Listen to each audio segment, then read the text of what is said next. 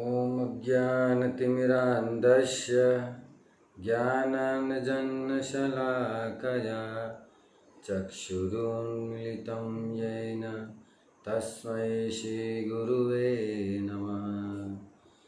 नमो विष्णुपादाय कृष्णप्रेष्ठाय भूतले श्रीमते भक्तिवेदान्त स्वामी इति नामिने। नमस्ते सरस्वते देवे गौरवाणी प्रचारिणे निर्विशेषशून्यवादी पाश्चात्यदेशतारिणे। जय श्री कृष्ण चैतन्य प्रभु नित्यानंद श्री अद्वैत गदाधर श्रीवासादि श्री गौर भक्तवृंद। हरे कृष्णा कृष्णा कृष्णा हरे हरे, हरे राम राम राम हरे हरे।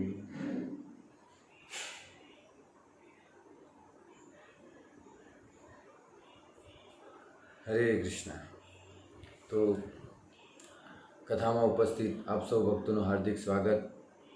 यूट्यूबना माध्यमथी अने फेसबुकना माध्यमथी आ कथाने निहाळता आप सौ श्रोतागणने मारा हृदयथी प्रणाम।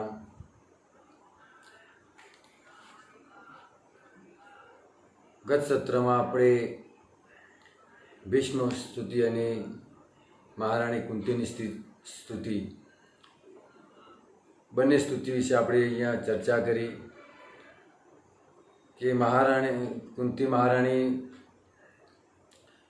भगवान ने स्तुति करे छे, भगवान ने प्रार्थना करे छे कि हे प्रभु तमारा जे करेला उपकार छे, तमारी जे कृपा छे, ये एक एक कृपाना गुण महाराणी कुंती गाया छे अने भगवान ने कहे छे बधा उपकार मने याद आवी रह्या छे। त्यारे भगवान एमने पर प्रसन्न थाय छे, त्यारे भगवान एमने पूछे छे कि तमारे शुं जोईए छे। त्यारे महाराणी कुंती कहे छे कि मने दुख आपो जेथी अमे तमारुं भजन करीए, तमारुं स्मरण अमे न भूली जईए, एटला माटे अमने दुख आपो। तो बहुत सुंदर कुंती महाराणी पोतानी स्तुति में पोतानी मननी जे इच्छा जे हती, जे भावना हती, एमनी रजूआत करी छे। अने पितामह भीष्मनी स्तुति में भीष्म पितामह पण भगवानना एक एक जे करेला कार्य छे भगवान ए याद करीने भगवान ने कहे छे कि प्रभु खरेखर आ महाभारतनुं जे युद्ध छे ए महाभारतना युद्ध में मने खबर छे साचे साचुं हकीकत में कोण लड्युं छे। ज्यारे तमे अर्जुने तमने रथ लई अने बंने सेनानी वच्चे लाववानुं कह्युं तो ए ज क्षणे तमे ज्यारे बंने सेनानी वच्चे आव्या त्यारे तमे अमारी आयुष्य हणी लीधा हता। अने छेल्ले छेल्ले भीष्म पितामह अंत समय भगवान ने कहे छे कि प्रभु तमे मारा समक्ष उभा रहो, मारी नजरनी सामे उभा रहो अने ज्यां सुधी हूँ मारा देहने त्याग न करूँ, हूँ मारा प्राण त्याग न करूँ, त्यां सुधी तमे मारी नजरथी हटता नहीं अने मारी दृष्टिनी सामे ज उभा रहो। तो बहुत सुंदर स्तुति पितामह भीष्म द्वारा अने महाराणी कुंती द्वारा भागवतनी अंदर बहुत विस्तारथी एमनुं वर्णन थयुं छे। आपणे तो एक सवा कलाकनी अंदर बंने स्तुति लीधी अहींया, परंतु एक एक स्तुति पर 7-7 दिवस सुधी कथा थई शके। तो जो कोईने कथा करावी होय तो एक प्रसंग पर 7 दिवस सप्ताह थई शके छे। तो आजे आपणे ध्रुव महाराजनी कथा श्रवण करवानी छे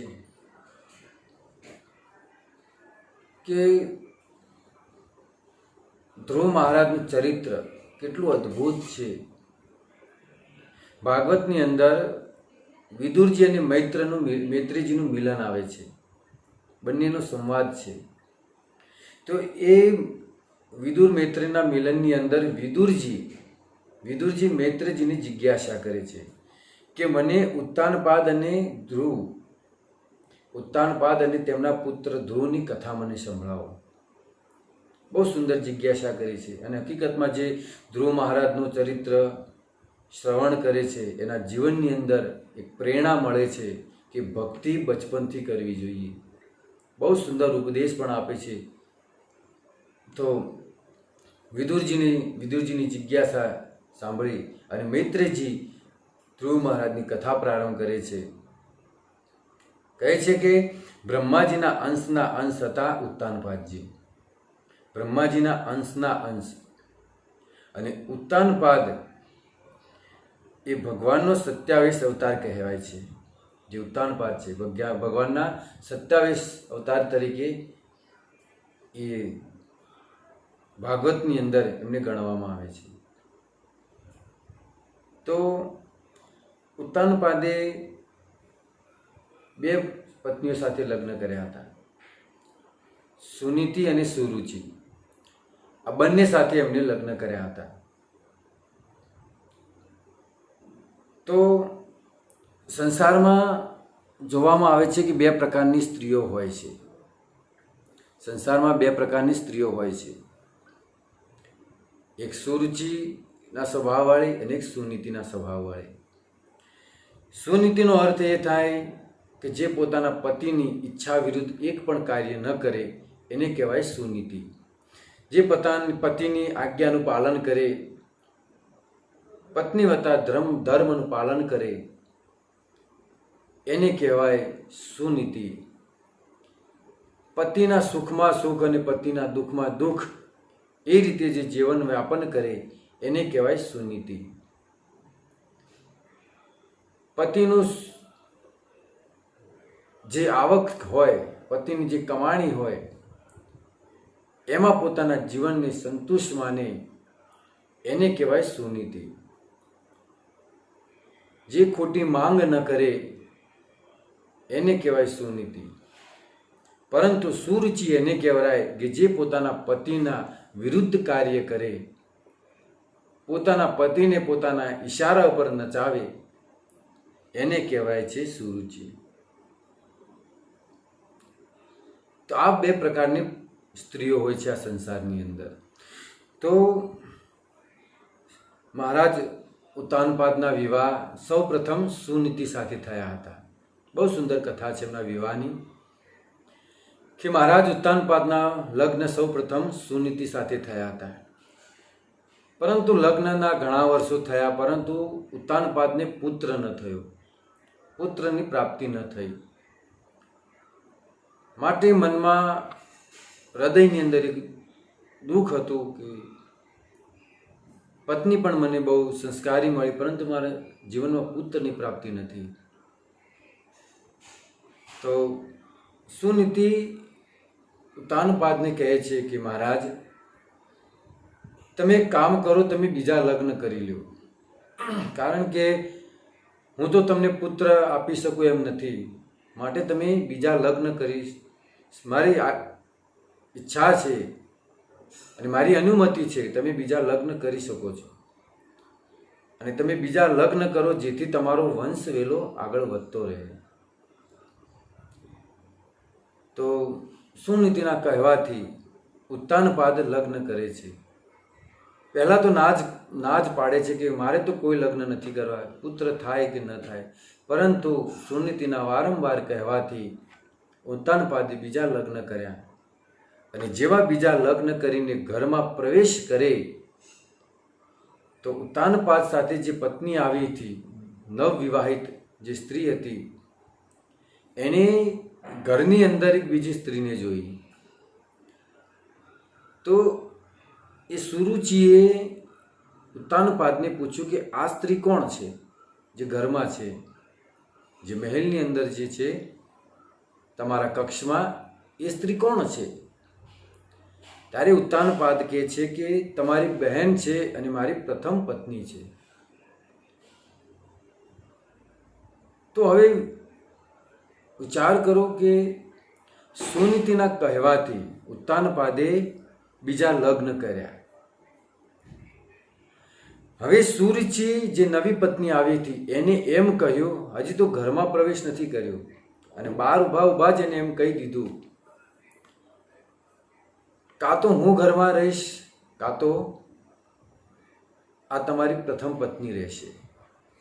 હવે નિર્ણય તમારે લેવાનો છે કે અમારા બંનેમાં ઘરમાં રહે કોણ. કાં તો એ રહેશે, કાં તો હું રહીશ. નિર્ણય તમે કરો. ત્યારે ઉત્તાનપાદે નિર્ણય તો ન લઈ શક્યા, પરંતુ સુનીતિએ કહ્યું કે મહારાજ, એક કામ કરો, હું જ આ રાજમહેલ છોડીને ચાલી જાઉં છું, કારણ કે તમારી જે બીજી પત્ની આવી છે કદાચ તમને પુત્રની પ્રાપ્તિ કરાવી શકે. એટલા માટે તમે બંને જણ અહીંયા સુખીથી રહો અને હું બહાર જઈને, વનમાં જઈને ઝૂંપડી બાંધીને હું મારું કોઈ પણ રીતે મારું જીવન વ્યાપન કરીશ. તમે મારી ચિંતા ન કરતા. તો સુનીતિના કહેવાથી આ સુરુચિ ઘરમાં આવી છે, અને ઘરમાં આવ્યા બાદ તરત જ એને એમ કહ્યું કે આ સ્ત્રી રહેશે કે હું રહીશ. તો સુનીતિ ઘરથી બહાર જાય છે અને સુરુચિ ઘરમાં રહે છે. સુનીતિ બહાર જાય છે. હવે ધીરે ધીરે સમય વીતતો ગયો. એક સમયની વાત કે રાજા ઉત્તાનપાદ જંગલની અંદર શિકાર કરવા માટે નીકળ્યા હશે. તો એમને વિચાર આવ્યો કે મારી જે પ્રથમ પત્ની છે, જે સુનીતિ છે, એ જંગલની અંદર રહી છે અહીંયા. લાવ જોઈ આવો તો ખરા કે એના જીવનની અંદર એ કેવી રીતે પોતાનું જીવન વ્યાપ્ત કરે છે, એના જીવનમાં શું ચાલી રહ્યું છે, શું કરે છે આ જંગલની અંદર, કેવી રીતે પોતાનું જીવન વ્યાપ્ત કરે છે. આ વિચારથી ઉત્તાનપાદજી સુનીતિને મળવા માટે જાય છે. સુનીતિ જંગલમાં એક ઝૂંપડી બાંધીને રહે છે અને આખો દિવસ લકડા કાપી અને એ લકડા બજારમાં વેચે છે, અને એમાંથી જે એને ધન મળે, જે પણ લક્ષ્મી મળે, એનાથી પોતાનું જીવન વ્યાપન કરે છે. વિચાર કરવાની વાત એ છે કે એક સમયની મહારાણી, જે ઉત્તાનપાદની પત્ની જે સુનીતિ એક સમયની મહારાણી હતી, પરંતુ બીજા ક્ષણે એ જંગલમાં રહેવા માટે ચાલી ગઈ. કહે છે કે ક્યારે રંગ રાજા બને અને ક્યારે રાજા રંગ બની જાય એનું કોઈ નક્કી નથી. ભગવાન કોઈને ધની બનાવે અને કોઈને ધનીમાંથી કંગાળ બનાવી દે એનું કોઈ નક્કી નથી. એક સમયની મહારાણી આજે લકડા વેચીને પોતાનું જીવન વ્યાપ્ત કરે છે. તો ઉત્તાનપાદજી એમને મળવા માટે જાય છે અને જઈને જોવે છે તો એનું જીવન બહુ દુઃખમય હતું, કષ્ટમય હતું. તો એમને મળવા ગયા ઉત્તાનપાદજી, અને સમય થોડો વધારે વીતી ગયો, સાંજનો સમય થઈ ગયો. તો ઉત્તાનપાદે વિચાર કર્યો કે હું આજની રાત અહીંયા રોકાવું અને સવારે હું પાછો રાજમહેલની અંદર જતો રહીશ.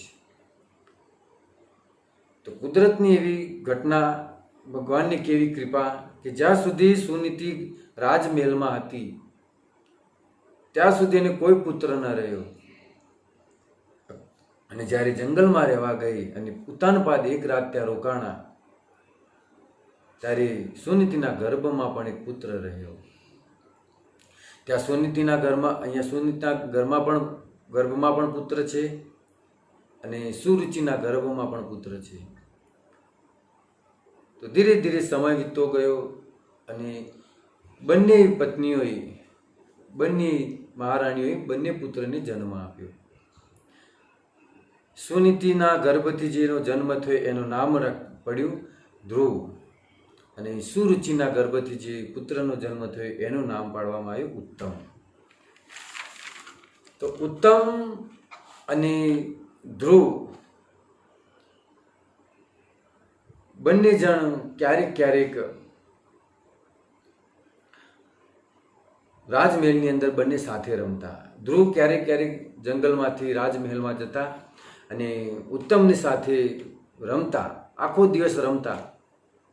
પરંતુ રાજા તરફથી ધ્રુવ માટે કોઈ જમવાની કે અન્ય કોઈ વ્યવસ્થા ધ્રુવ માટે નહોતી.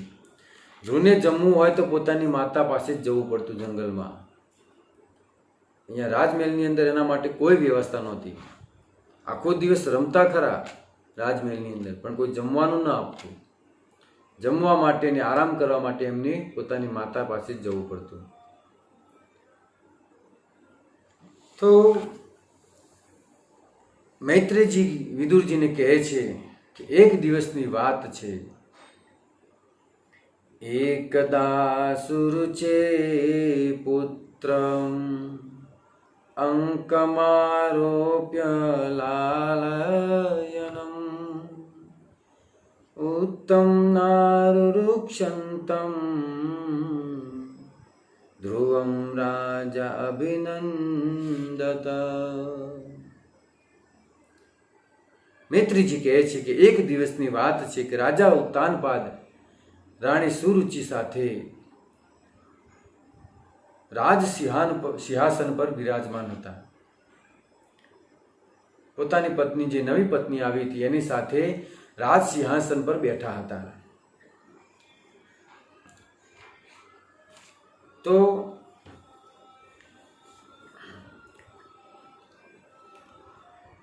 ઉત્તાનપાદ અને એમની પત્ની બંને રાજ સિંહાસન પર બંને સાથે બિરાજમાન બેઠા છે. ત્યારે ધ્રુવ અને ઉત્તમ બંને રમતા રમતા જે જગ્યાએ ઉત્તાનપાદ બેઠા હતા એ રાજ સિંહાસન પર રમતા રમતા બંને બાળકો રાજા પાસે ગયા અને જે ઉત્તમ જે હતો એ ઉત્તાનપાદના ખોળામાં જઈને બેસી ગયા. અને ધ્રુવ મહારાજ એ પણ જેવી રીતે બંને બાળક, જે બાળક પહેલાં જેવું કાર્ય કરે બીજું બાળક એવું જ કરે છે. બાળક એકબીજાની નકલ કરતા હોય છે. તો ઉત્તમ જેવી રીતે ખોળામાં બેઠા, ધ્રુવ મહારાજની પણ ઈચ્છા થઈ કે હું પણ રાજાના ખોળામાં જઈને બેસું. તો ધ્રુવ મહારાજ જ્યારે ખોળામાં બેસવા જાય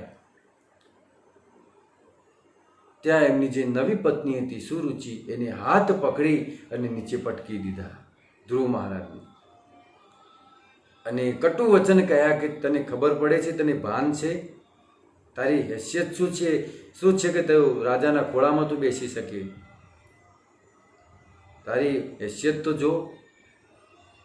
હવે એક 4 વર્ષ 5 વર્ષનું બાળક, 5 વર્ષના બાળકને કદાચ ખોળામાં બેસવા દીધો હોત તો સુરુચિનું શું જાત? કઈ રાજ્યનો અધિકારી તો બની જાય એમ હતો નહીં. એ રાજ્યના નામે તો કરવાનું નહોતું. માત્ર ખોળામાં બેસવા માટે, ઘડીવાર પૂરતા. છતાં પણ એ સુરુચિ હાથ પકડીને નીચે પટકી દીધા અને પટક્યા. ઉપરથી કટુ વચન કહ્યા કે તું ખોળામાં નહીં બેસી શકે રાજાના.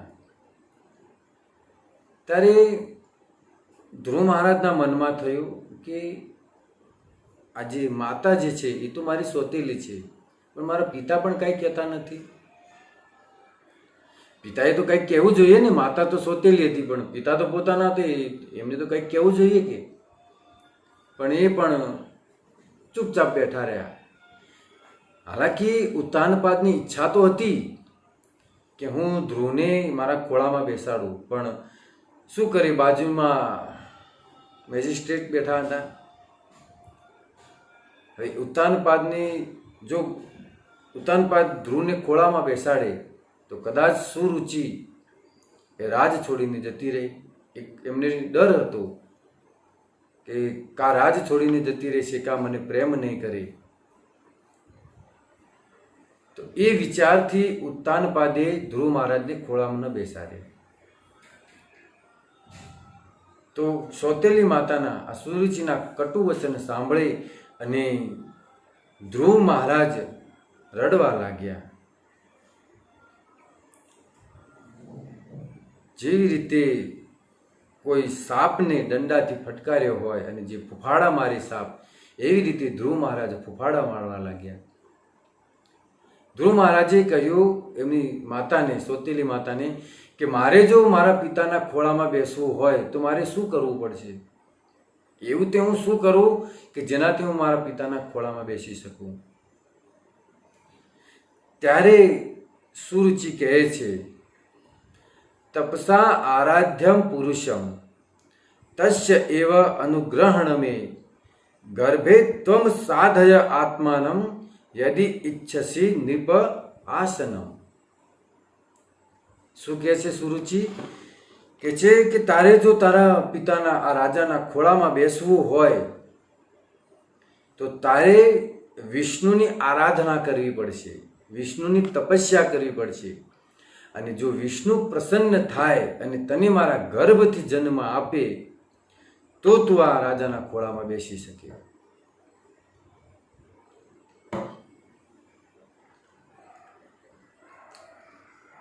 વિચાર તો કરો. એમ કે છે કે વિષ્ણુ પ્રસન્ન થાય અને વિષ્ણુ મારા ગર્ભથી તને જો જન્મ આપે તો જ તું આ ખોળામાં બેસી શકે, બાકી નહીં. હવે જો ભગવાનને પ્રસન્ન કરે ધ્રુવ મહારાજ તો પછી એના ગર્ભમાં જવાની શું જરૂર છે?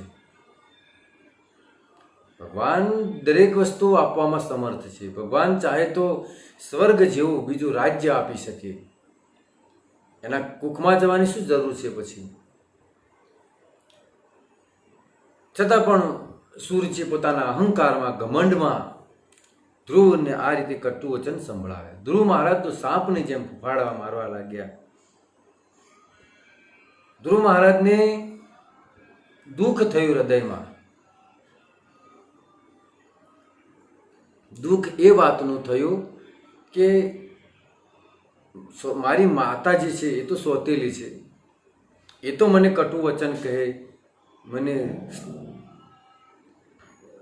મારી ઉપર ખીજાય, લડે, પરંતુ જે રાજા છે એ તો મારા પિતા છે, એ તો મારા પોતાના પિતા છે, એ પણ કાંઈ નથી બોલતા. આ વાતનું ધ્રુવ મહારાજને દુઃખ થયું કે સોતેલી માતા તો ગમે તે પણ કહે, પણ પિતાએ તો મારો પક્ષ લેવો જોઈતો હતો, એમને તો મને ખોળામાં બેસાડવો જોઈતો હતો. તો ધ્રુવ મહારાજ રડવા લાગ્યા અને રડતા રડતા એ રાજમહેલ છોડી અને રાજમહેલમાંથી નીકળી ગયા. રડતા રડતા. એક નાના બાળકને તમે, બાળકના હૃદયમાં કાંઈ ન હોય, એ તો એક કહે છે ને કે નિસ્વાર્થ ભાવથી હોય છે બાળક. બાળકની અંદર કોઈ સ્વાર્થ હોતો નથી. તો એ સુરુચિને સમજવું જોઈતું હતું, છતાં પણ એ સ્ત્રી ન સમજી અને ધ્રુવને ખોળામાં ન બેસવા દીધા. ધ્રુવ મહારાજ રડતા રડતા રાજમહેલમાંથી નીકળી ગયા.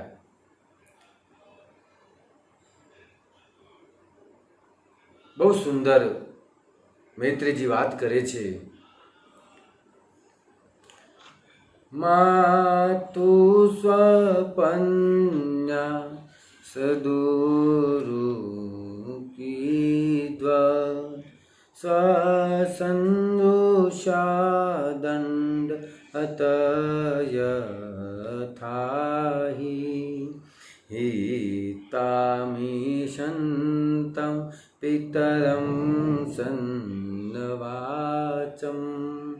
જગામ માતુ પ્રરોદન સકાશમ. મૈત્રીજી કહે છે કે ધ્રુવ પોતાની સોતેલી માતાના કટુ વચન સાંભળી અને ધ્રુવના હૃદયમાં આઘાત લાગી ગયો. એ બાળકની એવી સ્થિતિ થઈ કે હિબકે ચડી ગયો બાળક. જ્યારે નાનું બાળક રડે ત્યારે એનો શ્વાસ ચડી જાય છે, એ કાંઈ બોલી નથી શકતું. તો એ ધ્રુવ મહારાજ હિબકે ચડી ગયા અને રડતા રડતા રાજમહેલમાંથી બહાર નીકળી. મૈત્રીજી કહે છે કે ધ્રુવને માતાના કટુ વચનનું દુઃખ નહોતું, એમને પોતાના પિતાના વાતનું દુઃખ હતું. એટલા માટે ધ્રુવ મહારાજે વધારે રડતા રડતા વધારે દુઃખ લાગ્યું ના હૃદયની અંદર કે મારા પિતા પણ કાંઈ ન બોલ્યા. આજે તમ નિશ્વસંતમ સ્ફુરિતમ अधरंष्टं सुनीति सत्संगे उदय बालम निशम्य तत्पौर मुखात नितांतम सा विप्यथेन यथ गदितम सपन्या। बहुत सुंदर बात करे छे मैत्रेयजी के ध्रुव महाराज दौड़ता दौड़ता आवीने पोतानी माताना खोळामां आवीने सूई गया। काई बोली नहीं सकता। एमनी माता एमने पूछे छे कि बेटा शू थयुं, तने कोई काई कीधुं अथवा तारे काई जोईए छे, मने के तारे शू जोईए छे, तू केम रड़े छे। परंतु ध्रुव बोली नहीं सकता। श्वास चढ़ेलो छे एमने, केवी रीते बोली शके। ध्रुव महाराज एक शब्द पण न बोल्या। परंतु जे राजाओनी जे दासीओ हती ए दासीओए सुनीतिने पूरी आखी वात कही कि राणी आ रीत आवी घटना बनी छे। सुरुचिए खोळामां नथी बेसवा दीधा उत्तानपादना એટલે ધ્રુવ મહારાજ રડી રહ્યા છે। આ વાત સાંભળી અને સુનીતિ પણ રડવા લાગી છે। એ પણ કોપ મૂકીને રડવા લાગી। सा उत्सृज्य धैर्य विल लाप शोक दावाग्नि नाम दाव लतेव बाला वाक्यम सपन्या समरती सरोज श्रेया दशा भाष्य कलामनु कलामुवाह। बहुत स्तुति है, सुंदर स्तुति है। सुनीति रड़ता रड़ता विचार करे छे के अमारी पर केवुं दुख आवी पड्युं छे। રાજમાંથી મને કાઢી મૂકવામાં આવી, રાજમાં મને ન રાખી। હવે હું અહીંયા જંગલમાં રહું છું। હું મારું આવા કષ્ટદાયક જીવનની અંદર મારું જીવન વ્યાપન કરું છું, છતાં પણ આ કેવું દુઃખ આવી પડ્યું મારી ઉપર કે આજે ધ્રુવને પોતાના પિતાના ખોળામાં ન બેસવા દીધો। સુરુચિ આ સંસારની અંદર આચાર્યો કહે છે કે આપણે જે દુઃખ થાય છે એ દુઃખનું કારણ શું છે ખબર છે? અગર આપણને કોઈએ કોઈ કટુ વચન કહ્યા, કોઈ અપશબ્દ કહ્યા અને વારંવાર એ વાતને જો આપણે સ્મરણ કરતા રહીએ, એની એ જ વાતનું આપણે જો સ્મરણ કરતા રહીશું તો વધારે ને વધારે દુઃખ થતું જશે। એટલા માટે કોઈ અગર આપણને કોઈ કીધું હોય, કટુ વચન કહ્યા હોય તો ક્યારે એ વાતનું સ્મરણ ન કરવું જોઈએ। તો અહીંયા સુરુચિ રડે છે। અમારા ગુરુ મહારાજ કહે છે કે આજે સુરુચિ જેવા આ સંસારની અંદર ઘણા આપણને મળશે। કહે છે કે હવે તો મોટા ભગત બની ગયા છે, મોટા મોટા તિલક કરે છે, કંઠી ધારણ કરે છે, મેણા મારશે, નિંદાઓ કરશે, પરંતુ એ લોકોની વાતમાં ક્યારેય ન આવવું જોઈએ, એ લોકોની વાત ક્યારેય ન સાંભળવી જોઈએ। જેવી રીતે કે કોઈ ગામની અંદર કોઈ શહેરની અંદર કોઈ હાથી નીકળ્યો હોય અને એની પાછળ ઘણા કૂતરા ભસતા હોય છે, પણ હાથી ક્યારેય પાછું વળીને જોતો પણ નથી।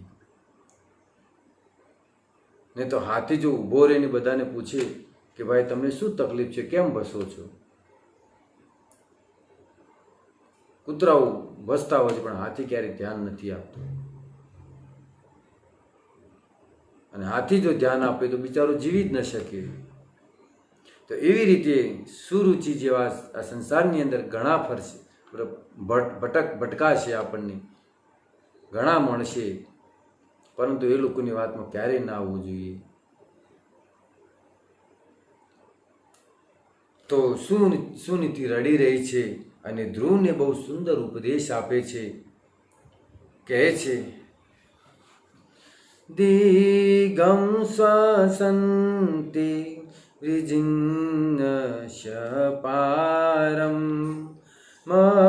પશ્યન્તિ બાલ કમહબાલા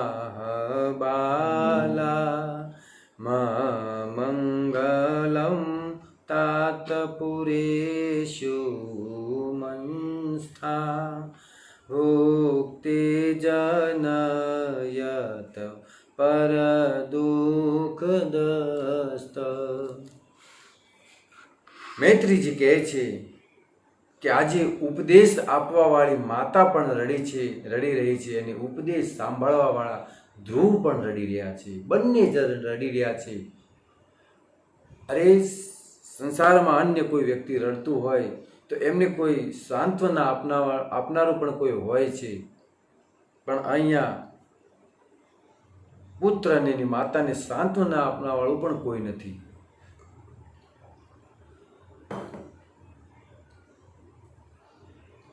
સાંત્વના આપવા વાળું પણ કોઈ નથી. બંને જણ રડી રહ્યા છે, કોઈ શાંત કરવા વાળું નથી. અને રડતા રડતા માં સુનીતિ પોતાના પુત્ર ધ્રુવને ઉપદેશ આપે છે. એ ઉપદેશ આજની સ્ત્રીઓએ સાંભળવા જેવો છે. બહુ સુંદર ઉપદેશ આપ્યો છે. સુનીતિ કહે છે કે બેટા આપણા જીવનની અંદર જે દુઃખ આવ્યું છે ને, એ દુઃખ તારી માતા સુરુચિએ નથી આપ્યું. કારણ કે શાસ્ત્રમાં લખ્યું છે કે કોઈ કોઈને દુઃખી નથી કરી શકતું અને કોઈ કોઈને સુખી નથી કરી શકતું. આપણા જ કર્મ આપણા દુઃખ બનીને આપણી સામે આવીને ઊભા રહે છે. અને તારું પણ એ દુર્ભાગ્ય છે કે તારા જીવનમાં જે દુઃખ આવ્યું છે મારા લીધે આવ્યું છે. કારણ કે તારે મારા કોખેથી જન્મ લેવો પડ્યો, એટલે બેટા તારા જીવનમાં દુઃખ આવ્યું છે. માટે તારી માતા સુરુચિ જે છે એનો કોઈ દોષ નથી. તો આપણા જીવનની અંદર જે દુઃખ આવે છે, અને કોઈ વ્યક્તિ આપણને અગર કોઈ દુઃખ આપતું હોય તો એ વ્યક્તિ આપણને દુઃખ નથી આપતો, આપણા કર્મ આપણને દુઃખ આપે છે. આચાર્ય બહુ સુંદર ઉદાહરણ આપે છે કે કોઈ સુપર માર્કેટની અંદર તમે શાકભાજી ખરીદો અને એ શાકભાજી ખરીદી અને દુકાનદારના જે વર્કર હોય એને કહો કે આ ઘરે પહોંચાડી દેજો, અને તમે એ બધું આપી અને પોતાના કામે નીકળી જાઓ. અને એ વર્કર શાકભાજી લઈ અને જ્યારે ઘરે આવે અને ઘરમાં એ શાકભાજી આપે અને ઘરમાં જે પત્ની હોય એ શાકભાજી બધું ચેક કરે, જોવે કે આમાં તો બધું અડધું શાકભાજી તો ખરાબ છે. અને એ સમજી એ જોઈ અને જે આપવા માટે જે શાકભાજી આવ્યો છે જે વર્કર, એને તમાચો મારી દે, એને થપ્પડ મારી દે, તો એ યોગ્ય નથી. કારણ કે એનો શું વાંક છે? એને તો જે ભાઈ શાકભાજી ખરીદી અને એને તો આપવાનું કહ્યું હતું, એ તો માત્ર આપવા માટે આવ્યો છે. તો એવી રીતે આપણા જીવનમાં જે દુઃખ આવે છે, જે કોઈના દ્વારા આપણને દુઃખ મળે છે, તો એ આપણા કર્મ આપણી દુઃખ બનીને આપણી સામે આવીને ઊભા રહે છે. માટે સુનીતિ સમજાવે છે કે બેટા આપણા જીવનની અંદર જે દુઃખ આવ્યું છે એ દુઃખ આપણા કર્મનું જ છે, બાકી કોઈ કોઈને દુઃખી નથી કરી શકતું. બેટા નિજ ત્રીજ કર્મ ભોગસ્વ ભાગા, વ્યક્તિએ પોતાના કર્મ ભોગવવા પડે છે. કારણ કે પોતાના જે કર્મ કર્યા છે એ તો આ જન્મ યા આવતા જન્મની અંદર ભોગવવા જ પડે છે. અને કોઈના દ્વારા આપણી પાસે આપણા ઘર સુધી પહોંચી જાય છે. માટે કોઈ આપણને જો દુઃખ આપતું હોય તો એનો ધન્યવાદ કહેવો જોઈએ. કારણ કે આપણા દુઃખ, આપણા જે કર્મ છે એ આપણા સુધી પહોંચ્યા છે અને કર્મમાંથી આપણે મુક્ત થઈ રહ્યા છીએ. તો બહુ સુંદર ઉપદેશ આપે છે માતા સુનીતિ. આગળ કહે છે, સત્યમ સુરુચા ભીતમ ભાવન મે यद दुर्भगाय उदरे गृहीता स्तन्यैर्हृदच विलज्जतेया भक्तिवावोढुमिर्पति माम. સુનીતિ કહે છે કે તને સોતેલી માએ જે વાત કરી છે એ સાવ સાચી છે બેટા. તારા દુઃખ તો મારા લીધે છે, કારણ કે તારા પિતા તો મને દાસી બનાવવા માટે પણ તૈયાર નથી.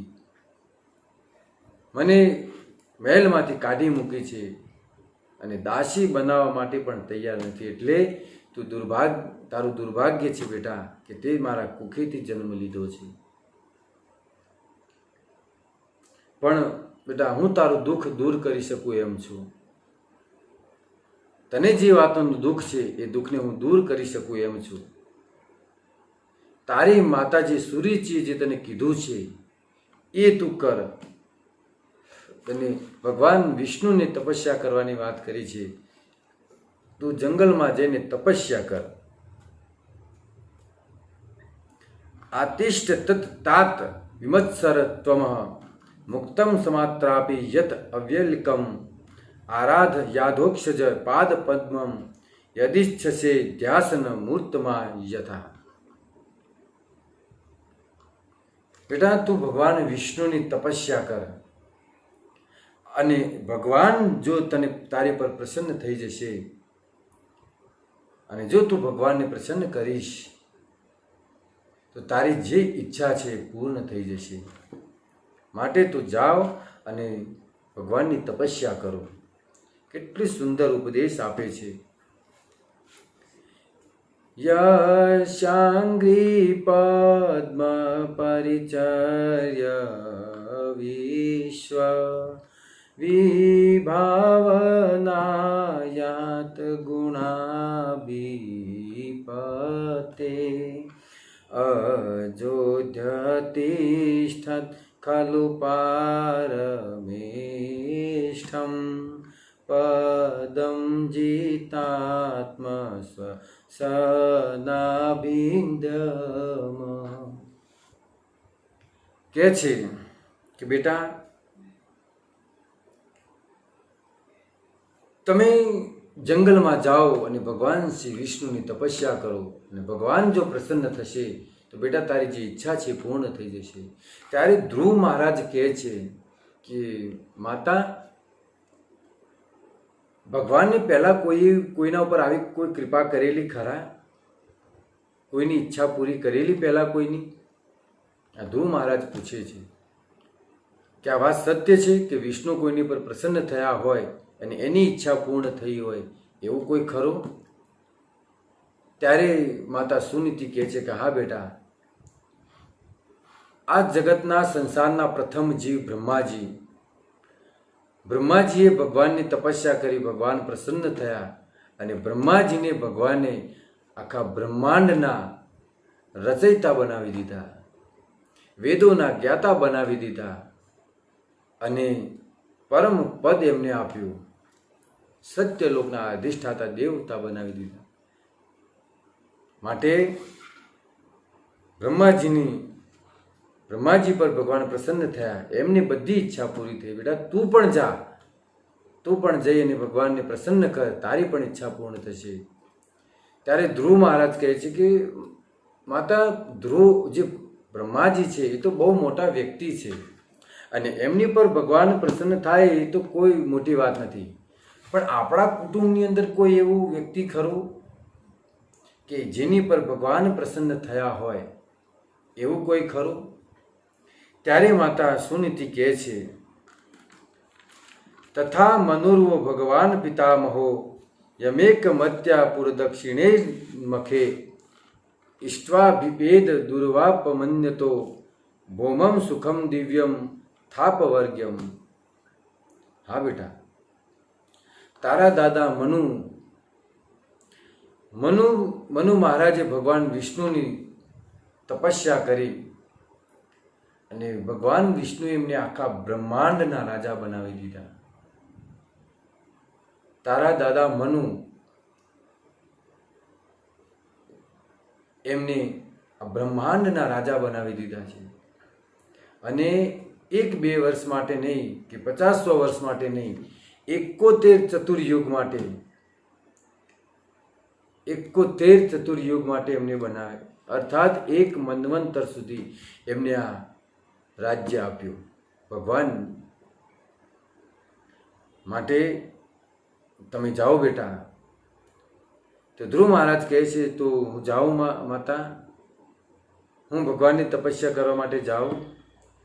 સુનીતિ કહે છે કે જાઓ બેટા, જાઓ અને મારી આજ્ઞા છે અને ભગવાનની તપસ્યા કરો. આજની જો માતા હોત, આજની માતા જો હોય તો એને આ કાર્ય ન કરવા દે. અરે જંગલમાં જવાની વાત તો દૂર રહી, પણ જો ભક્તિમાં લાગ્યો હોય તો પણ આજની માતાઓ એમ કહે છે કે બેટા હજી તો તું નાનો છે, તું મોટો થઈશ તારે ભક્તિ કરજે.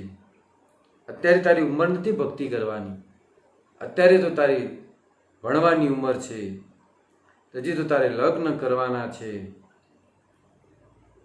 અમે જેમ સંસારમાં ફસાણા એમ તમારે ફસાવાનું છે.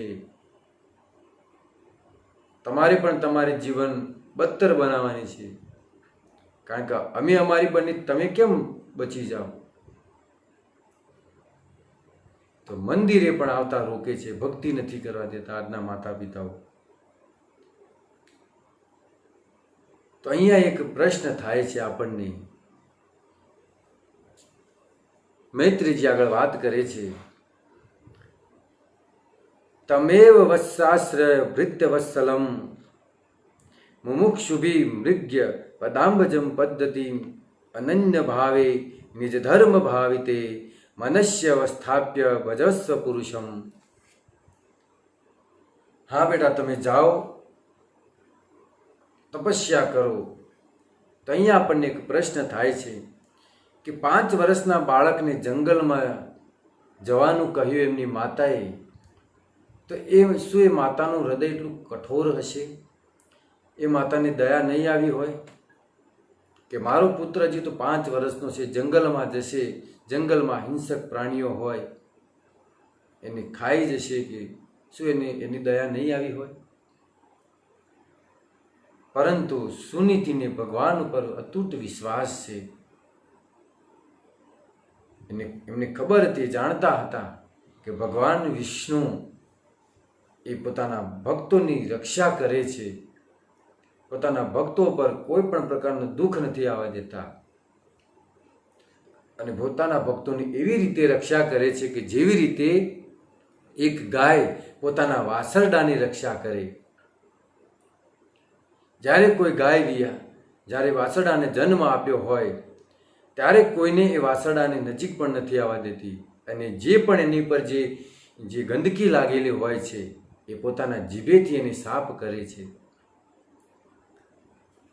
તો ભગવાન પણ પોતાના ભક્તોની એવી રીતે રક્ષા કરે છે. આ જાણતા હતા સુનીતિ, એટલે એમને કહ્યું કે બેટા તમે જાઓ, જંગલમાં જઈને તપ કરો. તો ધ્રુવ મહારાજે 6 મહિનાની અંદર ભગવાનની પ્રાપ્તિ કરી હતી. કોના લીધે? પોતાની માતાના લીધે, માતા સુનીતિના લીધે. એમને 6 મહિનાની અંદર, માત્ર 6 મહિનાની અંદર એમને ભગવાનની પ્રાપ્તિ કરી લીધી. અરે ધ્રુવ મહારાજ તો બહુ દૂરની વાત છે. આપણે પોતાના બાળકોને કેવા સંસ્કાર આપવા જોઈએ એ જીજાબાઈ આપણને શીખવાડે છે. જીજાબાઈ જ્યારે પોતાના ગર્ભની અંદર, શિવાજી જ્યારે હતા એના ગર્ભમાં, ત્યારે જીજાબાઈ રામ અને કૃષ્ણની જે વાત હતી એ ગર્ભમાં રહેલા શિવાજીને સંભળાવતા હતા. રામ અને કૃષ્ણની, ભાગવત અને રામાયણની કથાઓ એ શિવાજીને સંભળાવતા હતા. સંસ્કાર ગર્ભથી આપવા જોઈએ, તો જ આવા મહાન ભક્ત મહાન રાજા શૂરવીરનો જન્મ થાય છે.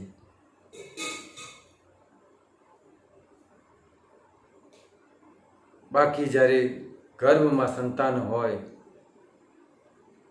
ત્યારે ટીવી જોવી, સિરિયલો જોવી, એનાથી સંતાનો પર ખરાબ અસર પડે છે. તો જીજાબાઈ બહુ સુંદર આ સંસારની સ્ત્રીઓને બહુ સુંદર શિક્ષા આપે છે. તો માતા સુનીતિએ ધ્રુવ મહારાજને આદેશ આપ્યો છે કે જાઓ બેટા, જંગલમાં જઈ અને ભગવાનની પ્રાપ્તિ કરો. તો ધ્રુવ મહારાજ જંગલની અંદર જાય છે તપસ્યા કરવા માટે. તો સાથે એક પણ વસ્તુ નહોતા લઈ ગયા.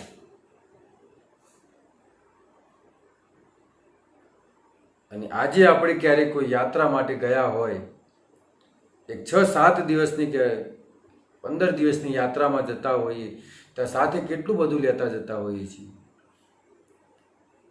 15 દિવસ યાત્રામાં રહીએ ત્યાં સુધી પણ ખાઈએ, રસ્તામાં ટ્રેનમાં પણ ખાઈએ, એટલું બધું આપણે સાથે લઈ જઈએ છીએ. પણ જ્યારે ધ્રુવ મહારાજ ભગવાનની પ્રાપ્તિ કરવા માટે ગયા ત્યારે સાથે એક પણ વસ્તુ નહોતા લઈ ગયા. બસ ભગવાનના ભરોસે નીકળી ગયા હતા. તો ભગવાનની પ્રાપ્તિ, આ સંસારમાં દરેકે ભગવાનની પ્રાપ્તિ કરવી છે, પરંતુ છોડવું કાંઈ નથી. દરેકને ભગવાનની પ્રાપ્તિ કરવી છે પણ છોડવું કાંઈ નથી. બધું જ સાથે.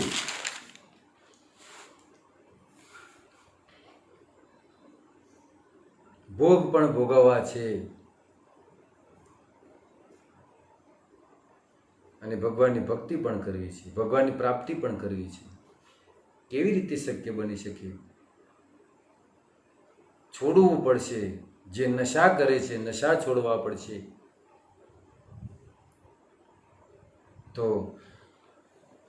ધ્રુવ મહારાજ જંગલમાં જાય છે તપસ્યા કરવા માટે. અને જેવી આપણી ઈચ્છા હોય ભગવાનની પ્રાપ્તિ કરવાની, તો આ ગુરુ પણ આપણને એવા મળે છે. જો તમારે માત્ર ભક્તિ નથી કરવી તો તમને એવા ગુરુ પ્રાપ્ત થશે, પાખંડી ગુરુ પ્રાપ્ત થશે, જે માત્ર એ જ કહેશે કે તમારે કાંઈ કરવાની જરૂર નથી, હું જ તમારી નામની માળા કરી લઈશ.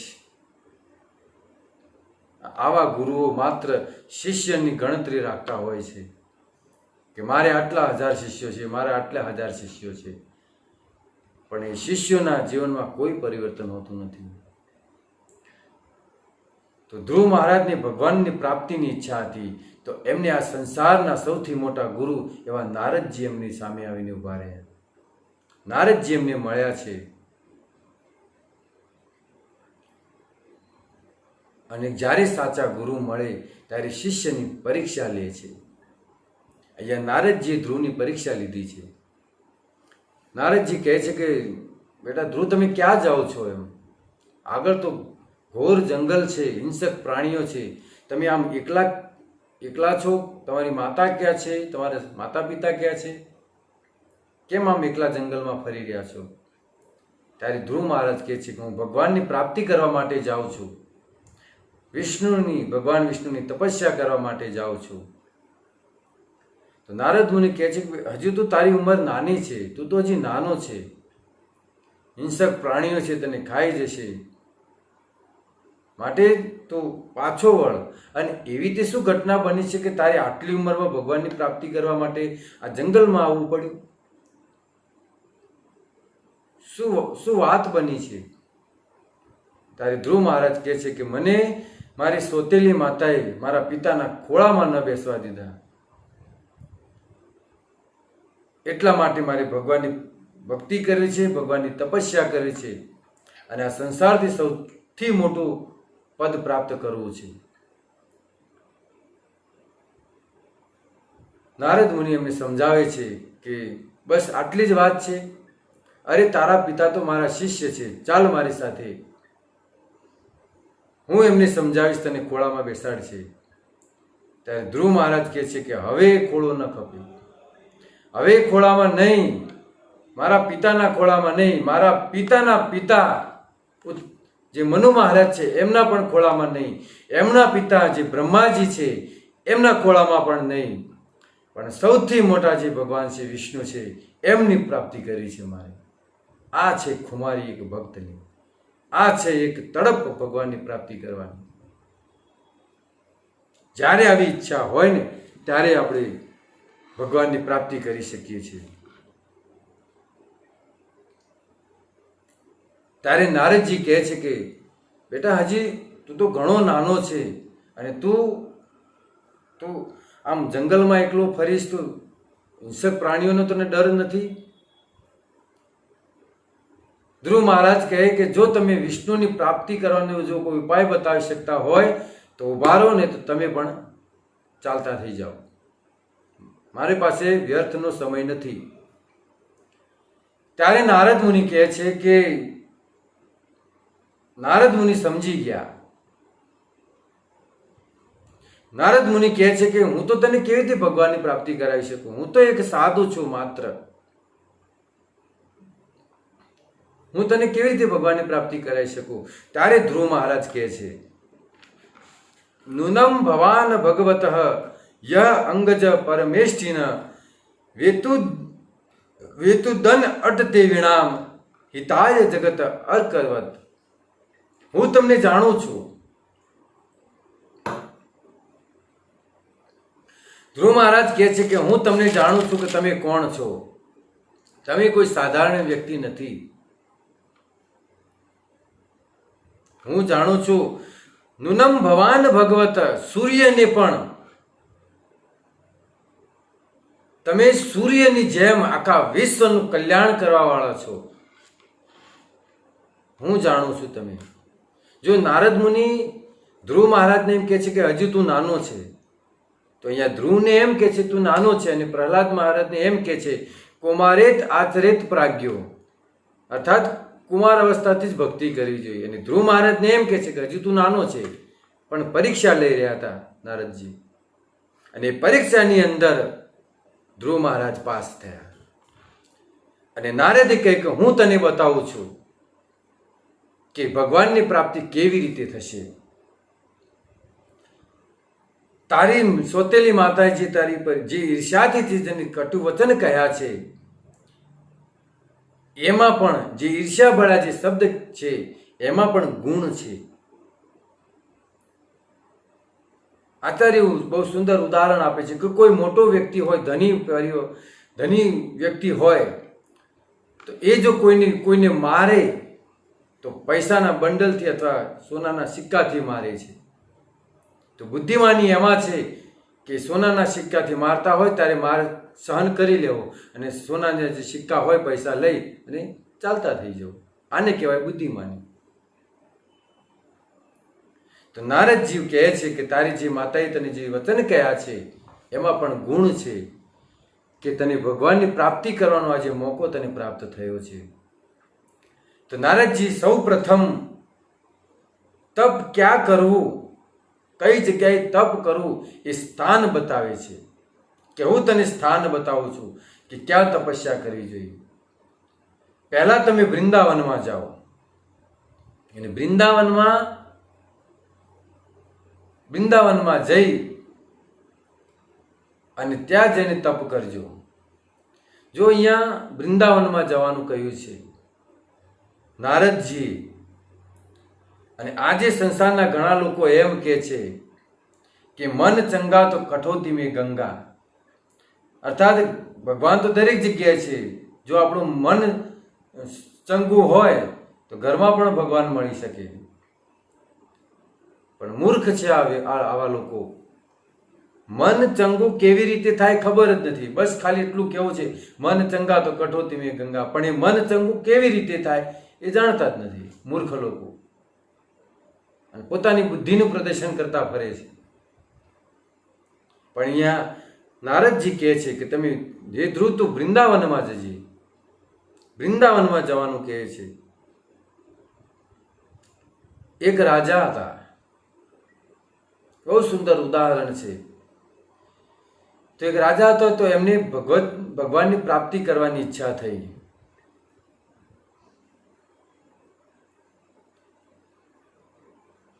અને કોઈ ભક્તને કોઈને વાત કરી કે ભગવાન ક્યાં મળશે. ત્યારે કોઈએ કીધું કે ભગવાન જંગલમાં મળશે. તો બીજા દિવસે એ રાત્રે ઘરે જઈને સૂઈ ગયા અને બીજા દિવસે સવારે રાજા વનમાં જવા માટે નીકળ્યા. ત્યારે કોઈએ એમને કહ્યું કે ભાઈ ભગવાન તો બધી જગ્યાએ છે, અત્ર તત્ર સર્વત્ર. એમ તો ઘરમાં હોય ને. રાજા કહે કે હા, ઘરમાં પણ હોય. તો રાજાએ વિચાર માંડી વાળ્યો. તો આ વાત કોઈ ભક્તને ખબર પડી અને ભક્ત એક ઊંટવાળાનું રૂપ લઈ અને એ ગામની અંદર આવ્યા, એ રાજ્યની અંદર આવ્યા અને દરેકના ઘરે ઘરે જઈ અને ઘરનો દરવાજો ખખડાવીને કે મારો ઊંટ ખોવાણો છે, તમારા ઘરમાં તો નથી આવ્યો ને. તો આ વાતથી ગામના લોકો ત્રાસી ગયા અને રાજા પાસે ગયા કે રાજ્યની અંદર એક એવો વ્યક્તિ આવ્યો છે જે દરેકને હેરાન પરેશાન કરી રાખ્યા છે. ઊંટ ખોવાણો છે એમ કહે છે ને ઘરમાં જ આવીને જોવે છે કે તમારા ઘરમાં તો નથી ને.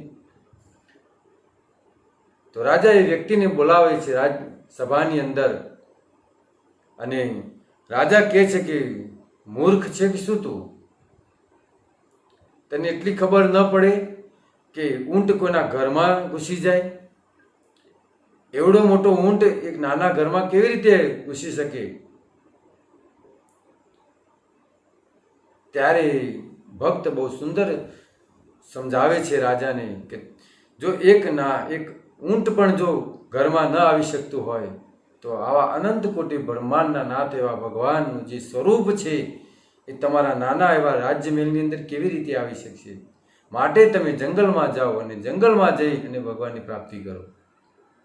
તો અહીંયા નારદજી ધ્રુવ મહારાજને વૃંદાવનમાં જવાનું કહે છે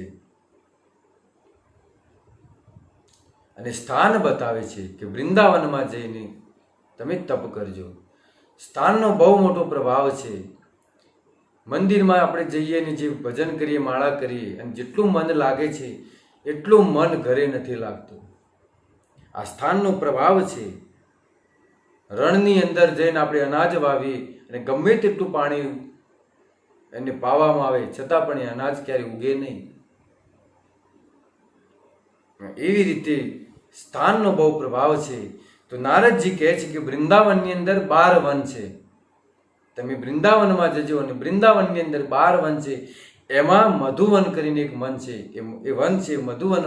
વનમાં તમે જઈ અને યમુનાની અંદર સ્નાન કરી અને હું તમને જે મંત્ર આપું છું એ મંત્રનો જપ કરજો. સૌ પ્રથમ યમુનામાં સ્નાન કરજો. સ્નાનની પણ બહુ મહિમા છે. સ્નાન કરવું જોઈએ. પણ આજે લોકો એટલા આળસુ છે કે નાતા નથી, પરફ્યુમ છાંટીને ફરે છે. આ અત્તર ને પરફ્યુમ ની બધી વસ્તુ વિદેશની પેદાશ છે કે વિદેશમાં લોકોને નાહવાનો સમય જ નથી હોતો. એટલે સવારે ધંધા પર જાય એટલે અત્તર ને પરફ્યુમ છાંટીને જાય. તો સ્નાન કરવું જોઈએ. સ્નાનથી મન પવિત્ર થાય છે, હૃદય પવિત્ર થાય છે અને પવિત્ર હૃદયની અંદર ભગવાન બિરાજમાન થાય છે. માટે સ્નાન તો કરવું જોઈએ. મન પવિત્ર જરૂરી છે પણ એના પહેલા તન પણ પવિત્ર કરવું જરૂરી છે. શરીરમાંથી દુર્ગંધ આવતી હોય તે ભક્તિમાં મન કેવી રીતે લાગે? માટે સ્નાન બહુ જરૂરી છે.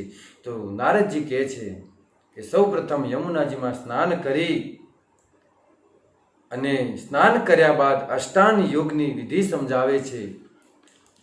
સૌ પ્રથમ યમ અને નિયમનું પાલન કરજો. પછી એક કુશનું આસન બનાવી અને ધ્યાન, પ્રાણાયામ, પ્રત્યાહાર, ધારણા, સમાધિ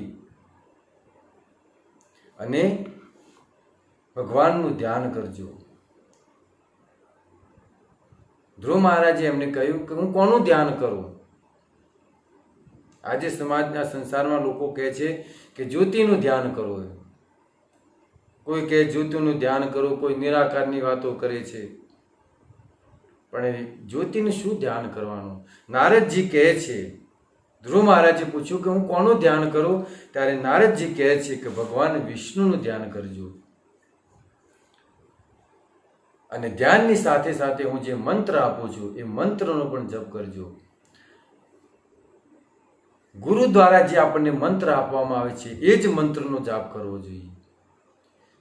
શાસ્ત્રોની અંદર ઘણા બધા મંત્રો લખેલા છે, ઘણા મંત્રો આપ્યા છે, પણ આપણા લાયક કયો મંત્ર છે એ ગુરુ જ જાણે છે. અને ગુરુ આપણને જે મંત્ર આપે એ મંત્રનો જાપ કરવો જોઈએ. અને દરેક દેવતાઓ, ભગવાન પણ કેમ નહીં, એ મંત્રની આધીન હોય છે. તો મંત્ર જપવો એ બહુ જરૂરી છે. તો ધ્રુવ મહારાજ વૃંદાવનમાં જાય છે, યમુનામાં સ્નાન કરી અને ભગવાનના ધ્યાનમાં ઊભા રહે છે. તપસ્યા શરૂ કરી છે. સૌ પ્રથમ પહેલા મહિનામાં તિરાંત્રાંતે કથિત બદરાસન આત્મવૃત્તિ અનુસારેણ માસમ નિમ્ને અર્ચયન હરિમ.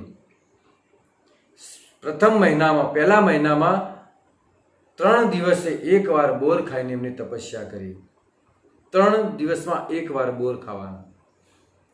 અને બોર ખાઈ અને તપસ્યા કરી.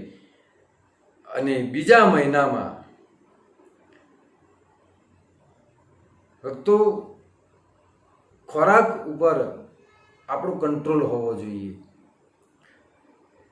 બહુ સુંદર શિક્ષા આપે છે કે જે વધારે ખાય છે, જરૂરિયાત કરતાં પણ વધારે ખાય છે, એને ક્યારેય ભગવત પ્રાપ્તિ નથી થતી. ભગવાન એને પસંદ નથી કરતા. ગીતામાં પણ ભગવાન કહે છે, ન અતિ અસ્નમ તુ યોગમ અસ્તિન ચ એકાંત અનસ્તતઃ ન ચ અતિ સ્વપ્નશીલસ્ય જાગ્રત એવ ચ અર્જુન. ભગવાન કહે છે કે જે વધારે ખાય છે અથવા જે એકદમ ઓછું ખાય છે, જે વધારે ઊંઘે છે, જે બિલકુલ ઊંઘતો નથી, એ ક્યારેય મને પ્રાપ્ત નહીં કરી શકે. એ યોગી ક્યારેય નહીં બની શકે. માટે નિયંત્રણ આહાર લેવો જોઈએ.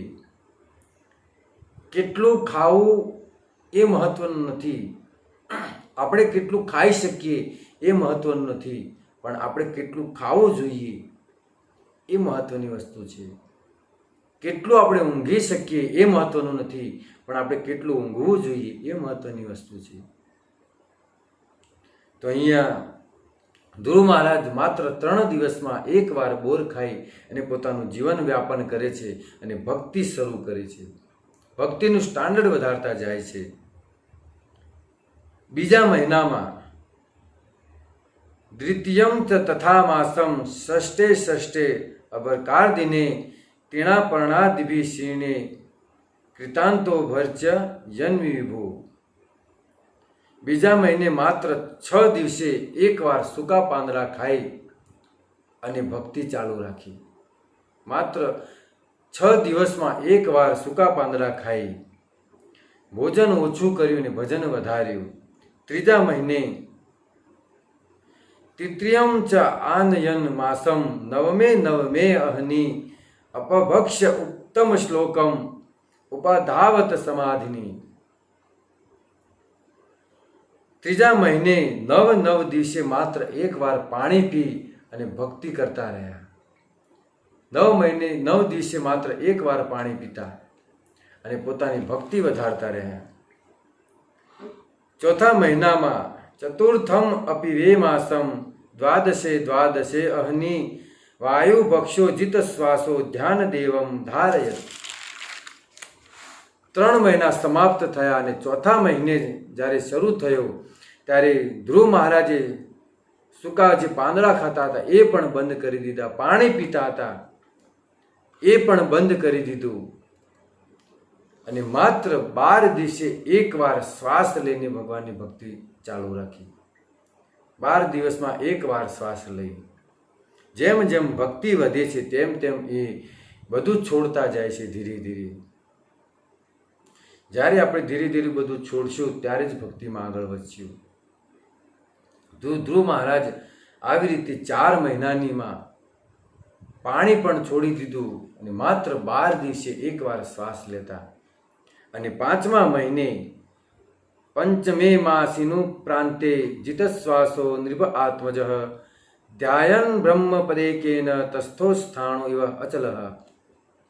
4 મહિના પૂરા થાય અને 5મા મહિનો જ્યારે શરૂ થયો ત્યારે 5મા મહિના ધ્રુવ મહારાજે વાયુ લેવાનું પણ બંધ કરી દીધું. જે શ્વાસ લેતા હતા એ પણ બંધ કરી દીધો.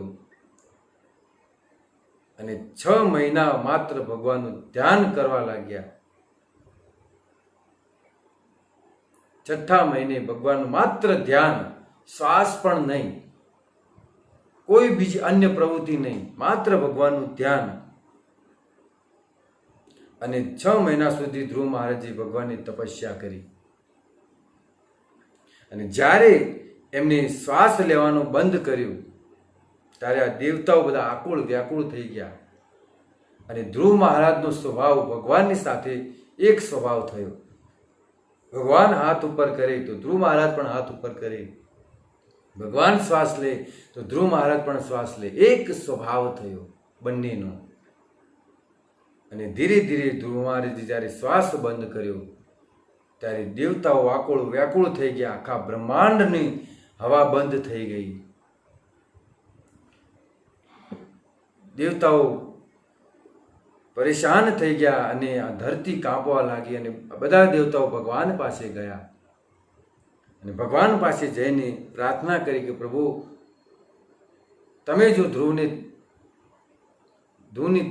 તમે દર્શન નહીં આપો તો આ સૃષ્ટિમાં વિનાશ થશે.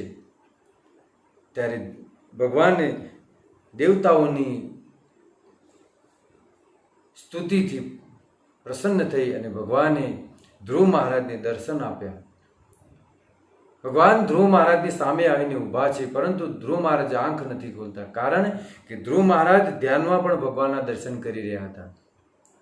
તો ભગવાને અંદર જે ધ્યાન કરતા હતા, જે દર્શન થતા હતા ભગવાનના, એ ભગવાને દર્શન બંધ કર્યા. જેવા ધ્રુવ મહારાજને દર્શન થતા બંધ થયા, ધ્રુવ મહારાજ આકુળ વ્યાકુળ થઈ ગયા. અને જેવી આંખ એમની ખુલી તો સામે ભગવાન ઊભા હતા. હવે ભગવાન સામે ઊભા છે. ધ્રુવ મહારાજ દર્શન કરે છે, પણ હવે ભગવાનની સ્તુતિ કેવી રીતે કરવી? એ ધ્રુવ તો માત્ર 5 વર્ષના બાળક હતા. એમને કેવી રીતે કોઈ ખબર નથી, કોઈ શાસ્ત્રની જાણકારી નહોતી કે સ્તુતિ કેવી રીતે થાય. પણ ભગવાન પોતાનો શંખ એમના ગાલે જ્યારે સ્પર્શ કરે છે ત્યારે ધ્રુવ મહારાજ બહુ સુંદર સ્તુતિ કરે છે. સુંદર સ્તુતિ છે, બહુ લાંબી સ્તુતિ છે. પણ જ્યારે ધ્રુવ મહારાજનું ચરિત્ર લઈએ, સંપૂર્ણ ચરિત્ર, ત્યારે એ સ્તુતિ પર ચર્ચા થઈ શકે, કથા થઈ શકે. તો 6 મહિનામાં ધ્રુવ મહારાજની તપસ્યા પૂર્ણ થઈ અને ધ્રુવ મહારાજને ભગવાનના અદ્ભુત દર્શન થયા અને ભગવાનને વરદાન માગવાનું કહ્યું. ત્યારે ધ્રુવ મહારાજ કહે છે કે હું તો એક માત્ર કાચના ટુકડા માટે આ તપસ્યામાં કરવા નીકળ્યો હતો, પણ મને તો મળી ગઈ. હવે મારે બીજું કાંઈ નથી જોઈતું. હે પ્રભુ, તમે મને મળી ગયા, હવે મારે બીજી શું ઈચ્છા હોય? મારી બધી ઈચ્છા બસ સમાપ્ત થઈ ગઈ. છતાં પણ ભગવાન કહે છે કે જો હું તને કાંઈ નહીં આપું તો આવતા સંસારના લોકો એમ કહે છે કે ધ્રુવ પાસે તપસ્યા કરાવી પરંતુ કાંઈ આપ્યું કાંઈ નહીં. એટલા માટે ભલે તું ન માગે પણ હું તને આપું છું. હું તને 36,000 વર્ષ સુધી આ ભૂમંડળનો રાજા બનાવું છું. 36,000 વર્ષ સુધી આ ભૂમંડળનો રાજા બનાવું છું. અને જ્યારે આ પૃથ્વીલોક તમે છોડશો ત્યારે તમને મારો જેવો ધામ છે એવો જ તમને તમારા નામથી ધ્રુવલોક આપીશ, જે સ્વયં પ્રકાશિત છે, જે મારા ધામ જેવો છે એવો જ લોક તમને હું આપીશ. તો ધ્રુવ મહારાજ ભગવાનની તપસ્યા કરી, ભગવાનની સ્તુતિ કરી અને જ્યારે ઘરે પાછા ફરે છે ત્યારે એમના સામૈયા કરવામાં આવે છે. ઉત્તાનપાદ અને એમની માતા સુનીતિ પ્રસન્ન થઈ ગયા છે. જેનો પુત્ર ઘણા દિવસે ઘણા મહિને આવ્યો હોય એ માતા કેટલી ખુશ થાય. તો ધ્રુવ મહારાજના સ્વાગત કર્યું છે અને ધીરે ધીરે ધ્રુવ મહારાજ મોટા થયા છે. ઉત્તાનપાદ જંગલમાં ભગવાનની ભક્તિ કરવા માટે, તપસ્યા કરવા માટે વનમાં જતા રહ્યા. પરંતુ ધ્રુવ મહારાજને ખબર પડી કે પોતાના ભાઈ ઉત્તમને યક્ષોએ મારી નાખ્યા છે. તો ધ્રુવ મહારાજે જે જગ્યાએ યક્ષો રહે છે એ અલકાપુરીની ઉપર ચડાઈ કરી અને ધ્રુવ મહારાજે 1,13,000 યક્ષોને માર્યા. અને જ્યારે યુદ્ધ શરૂ હતું ત્યારે મનુ મહારાજ પ્રગટ થઈ અને ધ્રુવ મહારાજને સમજાવ્યા કે બેટા, આપણો જે જન્મ છે એ પ્રજાની ઉત્પત્તિ માટે થયો છે અને તમે અહીંયા પ્રજાનો નાશ કરી રહ્યા છો. માટે આ યુદ્ધ કરવાનું બંધ કરો અને પ્રજાનું રક્ષણ કરો.